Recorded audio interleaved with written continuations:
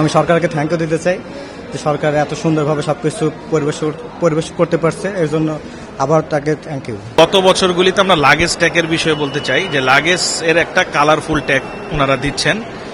গত বছরগুলিতে সেই ট্যাগের মধ্যেও একটা ট্র্যাকিং ছিল যে আমরা ট্র্যাক করতে পারতাম, কারণ এয়ারলাইন্স তো সার্ভিস হোল্ডারকে দিয়ে দিল, তাদের কাছে এটা কোথায় আছে এটা আমরা কিভাবে জানবো, এটা একটা বিষয়।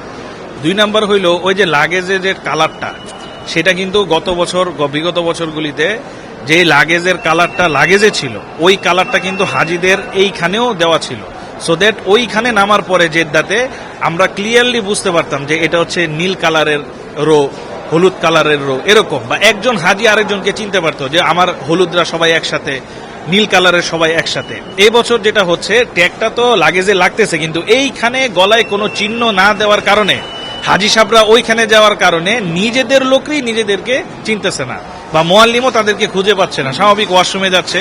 এদের সমস্যা হচ্ছে এক একজন এক এক বাসে উঠে যাচ্ছে এবং হোটেলে পৌঁছাইতে প্রায় 6, 7, 8 ঘন্টা লেট হচ্ছে।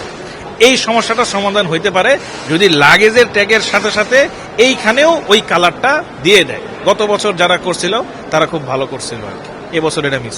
আমার অভিজ্ঞতা খুবই কম, আমার জানি না কি হবে। সবাই দোয়া করবেন আল্লাহ যেন আমাকে সঠিকভাবে সবকিছু করার তৌফিক দান করে। সবাইকে আসসালামু আলাইকুম। আচ্ছা, এবার যেহেতু আপনি আজকোনা হজ ক্যাম্পে রয়েছেন, এখানে কোনো সমস্যা বা অসুবিধা আপনি হচ্ছে কিনা আপনার? না, আলহামদুলিল্লাহ খুবই ভালো। এবার আমি প্রথমবারের যেহেতু আসছি, সে খুবই ভালো সুবিধা পেয়েছি। আমি সরকারকে থ্যাংক ইউ দিতে চাই যে সরকার এত সুন্দরভাবে সবকিছু পরিবেশ করতে পারছে, এর জন্য আবার তাকে থ্যাংক ইউ। সার্বিক ব্যবস্থাপনা নিয়ে আপনি সন্তোষ প্রকাশ করেছেন, তো যেহেতু প্রথমবারের মতো যাচ্ছেন, দেশবাসী ও নিজের জন্য বিশেষ কোনো দোয়া থাকবে কিনা? অবশ্যই আমি সকলের জন্যই দোয়া করব।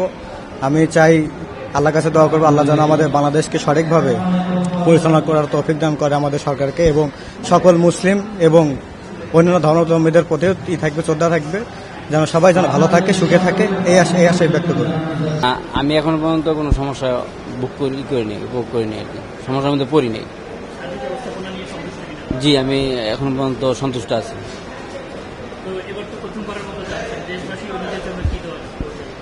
আমি দেশের জন্য অবশ্যই দোয়া করবো যাতে দেশ ভালো চলে, দেশের জনগণ ভালো চলে, সারা বিশ্বের জন্য দোয়া করবো সবাই যেন ভালো থাকে আর কি। আমি পুরো থেকে বসুন্ধরা থেকে আসছি। হ্যাঁ, ঢাকায় থাকি আমি। ঠিক আছে। না, আল্লাহর রহমতে এখন পর্যন্ত কোনো সমস্যা বা অসুবিধা হচ্ছে না। আল্লাহ সবকিছু সহজ করে দিয়েছে এবং হ্যাঁ, প্রথমবার অনুভূতি তো অনেকই, মানে আল্লাহ পাক যে কবুল করছে এবং এ পর্যন্ত আনছে, সেজন্য আল্লাহ পাকের কাছে লাখো কোটি শুকরিয়া দমে দমে জানাইতেছি। আর কি বলবো। দেশবাসীর জন্য দোয়া, সবাই যেন যেতে পারে আল্লাহর ঘরে, সবার মনের আশা আল্লাহ পূর্ণ করুক, এটাই আমার দেশবাসীর জন্য কামনা। আল্লাহর রহমতে কোনো অসুবিধা ফিল করিনি, সবকিছু ঠিকঠাক আছে। এই পর্যন্ত যা টয়লেটও দেখলাম খুব সুন্দর, পরিষ্কার পরিচ্ছন্ন, ভালো আছে। অত্যাধিক, মানে ভাষায় প্রকাশ করতে পারে। দেশবাসীর জন্য সবার জন্য দোয়া করি আল্লাহ যেন সবাইকে হজ নসিব করে।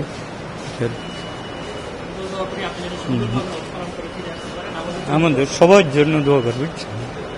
হ্যাঁ, হয়েছে না, সাথী আছে এইবারে প্রথম। আমি বিদেশ তো আইছি, কানাডা, তো আমেরিকা গেছি, কানাডা গেছি, পৃথিবীতে উন্নত রাষ্ট্র ব্যান্ড কভার গেছি। হিরারও অজ করে হিরার জায়গা হয়েছে, এটা আমার বাড়ি গাড়ি সব আছে। জীবনে আমার প্রথম হজ, আমার খুব আনন্দ লাগতেছে। হ্যাঁ, আল্লাহ যদি আমার মুখের দিক চায়, যদি আল্লাহ ওখানে পৌঁছায়, আমি প্রস্তুত আছি যাওয়ার জন্য, আমি প্রস্তুত হয়েছি আর কি। আলহামদুলিল্লাহ। না, এখানে যে পরিস্থিতি দেখতে, যে ধরনের তারা আচার ব্যবহার, খুবই ভালো লাগলো আমার, মনোমুগ্ধকর। তাদের মধ্যে কোনো দোষ ত্রুটি নাই, খুব ভালো লাগছে। দেশে যে অরাজকতা, শৃঙ্খলা, অভাবন্টন, নানান রকমের দুর্নীতি, এগুলি যেন দেশেতে উঠা জায়গা, আল্লাহ যেন এই আমাদের দেশকে যেন সবসময় যেন ভালো রাখে, দেশের মানুষরা যেন শান্তিতে যেন বসবাস করতে পারে, এটা সবসময় কামনা করুম, এটাই দোয়া করুম গিয়া। সবচেয়ে আগে এই দোয়াটাই করবো আমি।